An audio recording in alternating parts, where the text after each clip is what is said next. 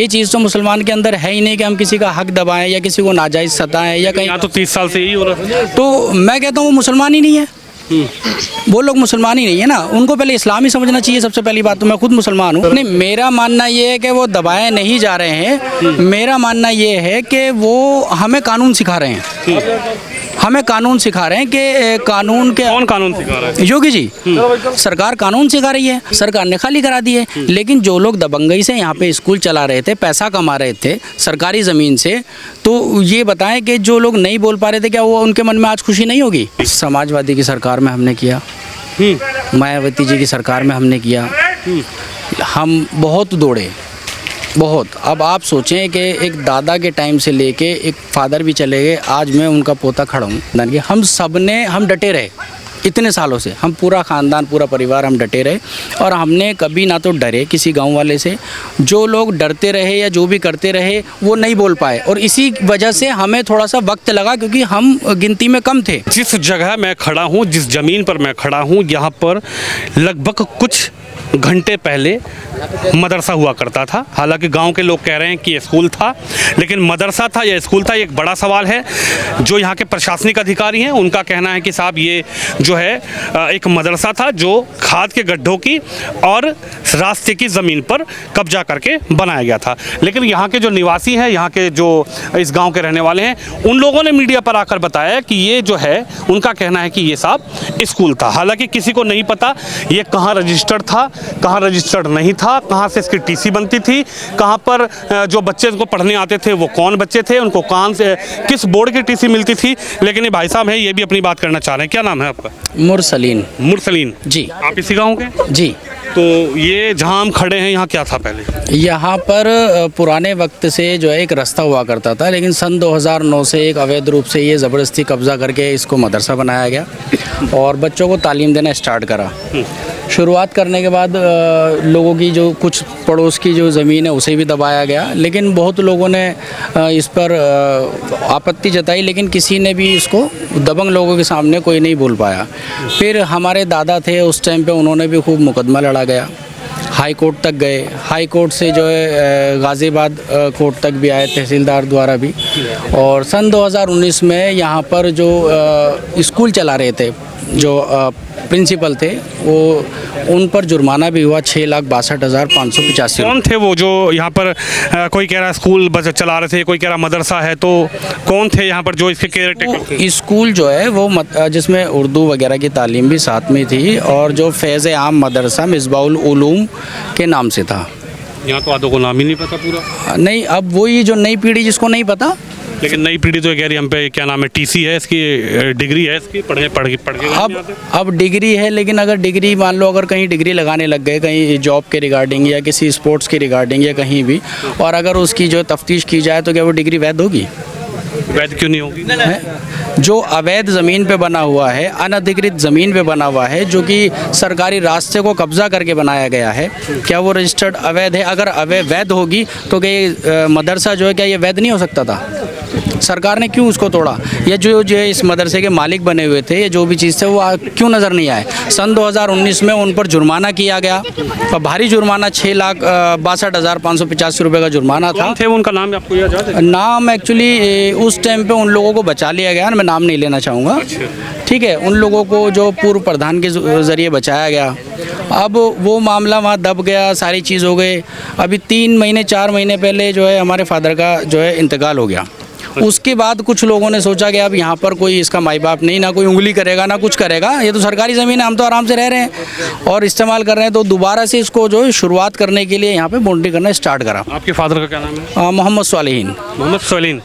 मोहम्मद स्वालिहीन जी। तो उनको लगा कि जो था करने धरने वाला वो तो चला गया। अच्छा, जिनके टेक ओवर में ये जगह थी पहले, जो इसको यहाँ से खाली कराना चाह रहे थे, टेक ओवर खाली कराना चाह रहे थे, जो हाई कोर्ट तक गए। दादा थे हमारे, वो गए हाई कोर्ट, और हमारे पापा थे वो भी गए। लगभग 40-45 साल से इस पर लगे हुए थे। करते करते जो है इसको सुचारू रूप से करने के बाद जब यहाँ तक आए तो उनकी अचानक जो है कारणवश डेथ हो गई। अब डेथ होने के बाद जो स्कूल के जितने भी थे जिम्मेदार जो इस संस्था चला रहे थे, उन लोगों ने सोचा कि अब अगला तो चला गया, अब हम दोबारा इसको वापस तामीर कर सकते हैं। और दोबारा उन्होंने शुरुआत करी, उन्हें मना भी करा गया, बोला भी गया, तो उन्होंने मानी नहीं। तो पुलिस के ज़रिए उसको काम को रुकवाया गया और रुकवाने के बाद जो वो माननीय मुख्यमंत्री के यहाँ पे जो है उनके संज्ञान में ये बात गई, तो उन्होंने अपना हस्तक्षेप करते हुए जो है दोबारा से ये कार्रवाई करवाई है। योगी जी ने जी योगी जी ने उसको कार्रवाई करवाई गई, जिसके वजह से ये जो है इस टाइम डिसमार्च किया गया। अब यहाँ पर 2 बुलडोजर से कार्रवाई की गई। जहाँ पर हम खड़े हैं यहाँ पर पहले मदरसा हुआ करता था या स्कूल हुआ करता था, अवैध मदरसा। अब इस कार्रवाई को आप कैसे देख रहे हैं? आप भी इसी गांव से आप बता रहे हैं और आप भी इसी समुदाय से हैं, जो काफ़ी लोग यहाँ पर समुदाय से खड़े हैं, मुस्लिम पक्ष से, आप भी मुस्लिम पक्ष से हैं, तो आपकी नज़र में ये कार्रवाई कैसी है? नहीं, मेरी नज़र में कार्रवाई अच्छी है। अगर मैं शिक्षा ग्रहण कर रहा हूँ किसी भी संस्थान से, तो पहली तो सबसे चीज़ ये है कि हर चीज़ जो हलाल होनी चाहिए, ठीक है, और गलत तो गलत है। हमें ये चीज़ पहले ही समझ जानी चाहिए कि जहाँ हम किसी चीज़ का हक दबाना या किसी के नाजायज़ कब्ज़ा करना, ये तरीके काम तो मुसलमान के अंदर है ही नहीं। ये चीज़ तो मुसलमान के अंदर है ही नहीं कि हम किसी का हक दबाएं या किसी को नाजायज़ सताएं या कहीं। यहाँ तो 30 साल से यही हो रहा है। तो मैं कहता हूँ वो मुसलमान ही नहीं है, वो लोग मुसलमान ही नहीं है ना। उनको पहले इस्लाम ही समझना चाहिए सबसे पहली बात। तो मैं खुद मुसलमान हूँ। लेकिन मुसलमान तो ये कह रहा है कि साहब योगी जी जो हैं इतना दबा रहे हैं, इतना परेशान कर रहे हैं, गला घोट दिया, हमारा आवाज़ बाहर नहीं निकल पा रही है, मुख्यमंत्री जो है वो पूरी नहीं, मेरा मानना ये है कि वो दबाए नहीं जा रहे हैं। मेरा मानना ये है कि वो हमें कानून सिखा रहे हैं, हमें कानून सिखा रहे हैं कि कानून के। कौन कानून सिखा रहा है? योगी जी, सरकार कानून सिखा रही है। आप मुझे एक मामला ऐसा बताएं जहां नाजायज़ सताया जा रहा हो किसी को। अगर इसको लेकर के कहें कि जी ज़बरदस्ती इसको ढहा दिया या इसको जो है गिरा दिया गया या कोई भी चीज़ कर दी गई, तो मेरे हिसाब से तो ये गलत नहीं है।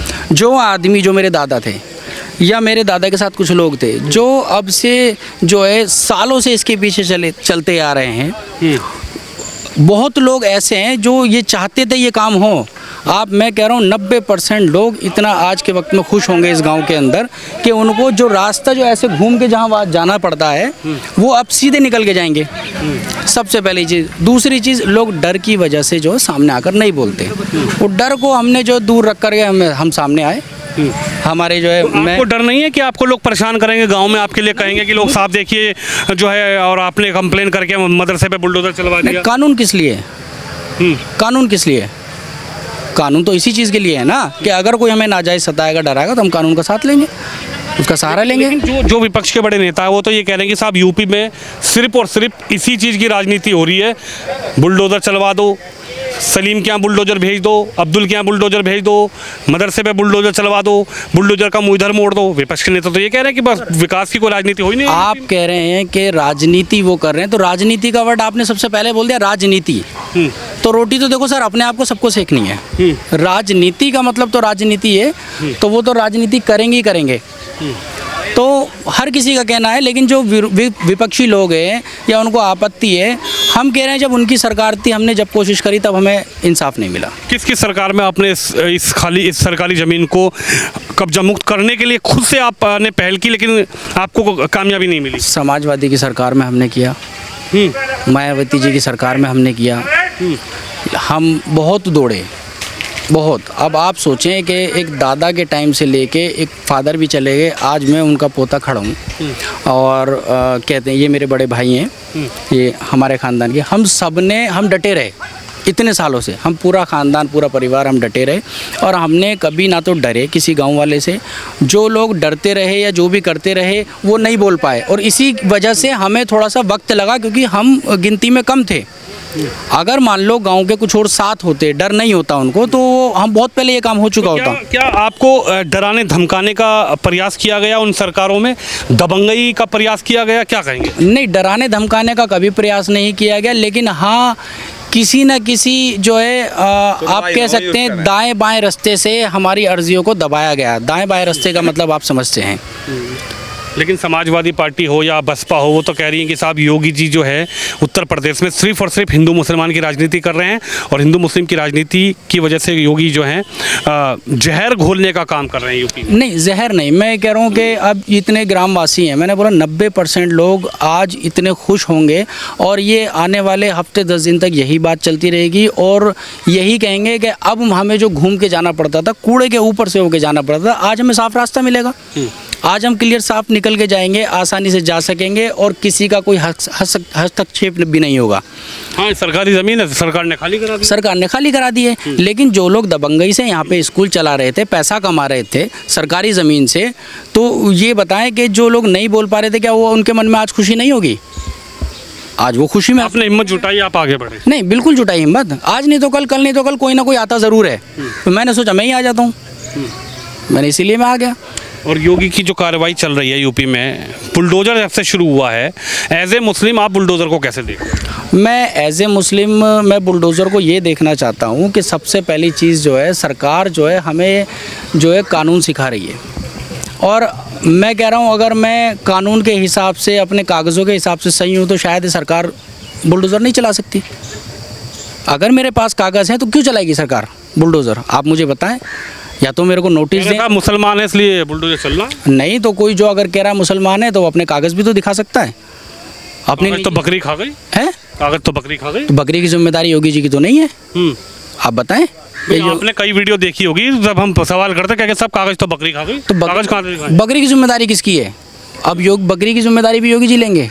आप बताएं भाई, मेरे कागज़ की जिम्मेदारी मैं ही तो रखूँगा, या मैं जेब में लेके तो नहीं घूमूंगा। मैंने कोई ज़मीन परचेज़ करी और परचेज़ करने के बाद उस कागज़ को मैं जेब में थोड़ा, या बकरी के जहाँ उसका बाड़ा है या जो भी चीज़ें वहाँ थोड़ा ना रखूँगा उसको मैं कागज़ों को। देखिए, ये बड़े भाई हैं, क्या नाम बताया था? मुरसलीन खान। मुरसलीन खान है, जिन्होंने एक बड़ी हिम्मत दिखाई है और इन्होंने एक पहल की है कि सरकारी ज़मीन जो है वो कब्जे से मुक्त कराई जाए। हालांकि इन्होंने ये भी कहा कि साहब हम कई वर्षों से इस प्रयास में लगे थे, हमारे पिताजी, हमारे दादाजी उन सरकारों में भी इस प्रयास में लगे थे कि सरकारी ज़मीन सरकार को मिलनी चाहिए, लेकिन इनका ये कहना है कि सरकारों में चीज़ें इधर उधर से दबा दी जाती थी। लेकिन योगी सरकार में बुलडोज़र चला और इनका कहना है कि साहब बुलडोज़र चला है तो सरकारी ज़मीन खाली हुई है। बहुत कम शब्दों में आपसे बात करूंगा, आप कैसे देख रहे हैं? आपके भाई हैं, ये कह रहे हैं कि साहब ये सरकारी ज़मीन थी और आज बुलडोज़र चला है, तो आपकी क्या राय है?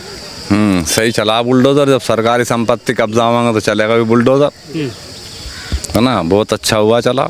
लेकिन कुछ लोग तो कह रहे हैं कि साहब योगी जी जो है वो हिंदू मुसलमान की राजनीति कर रहे हैं। बुलडोजर का मुंह कभी अब्दुल के घर की तरफ, कभी सलीम के घर की तरफ, कभी कलीम के घर की तरफ। अजी ऐसा कुछ नहीं है, लोग तो जबान किधर कोई फेर दें, बाकी इंसाफ पर तो योगी जी सही काम कर रहे हैं। जब कोई किसी गरीब आदमी का कब्जा करेगा या कोई सरकारी संपत्ति दबावेगा या कोई शत्रु संपत्ति दबावेगा या ग्राम समाज की संपत्ति दबावेगा, तो योगी जी की हुकूमत में कम से कम गरीब आदमियों के लिए मदद तो हो रही है, कब्जे तो नहीं हो रहे।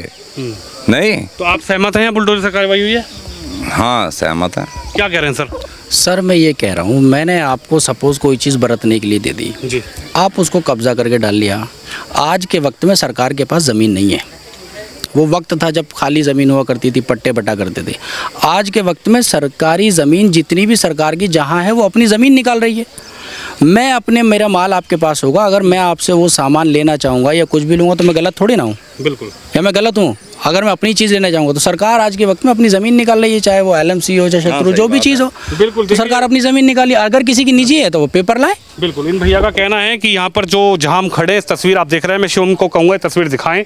यहाँ पहले जो है मदरसा हुआ करता था, हालांकि कुछ लोग कह रहे हैं स्कूल था, लेकिन SDM महोदय का कहना है कि साहब ये मदरसा था और मदरसे पर अवैध रूप से कब्जा किया गया था और अब इस कब्जे को यहाँ से हटा दिया गया है बुलडोजर के द्वारा। कैमरामैन शिवम यादव के साथ विनोद शर्मा, गाजियाबाद।